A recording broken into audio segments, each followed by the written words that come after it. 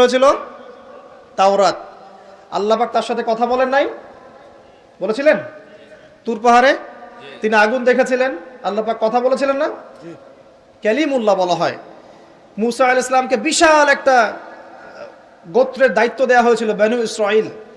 এবং কোরআন খুললে আপনি প্রত্যেকটা জায়গায় দেখবেন মুসা আর ফেরাউন, মুসা আর ফেরাউন, তাই নয় কি?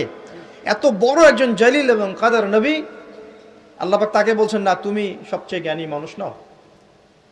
তিনি প্রশ্ন করছেন তাহলে কে সেই জ্ঞানী মানুষ? মাহফিল অ্যাপ, একজন মুসলিম হিসেবে মাহফিল অ্যাপ ব্যবহার করা আমাদের ইমানি দায়িত্ব।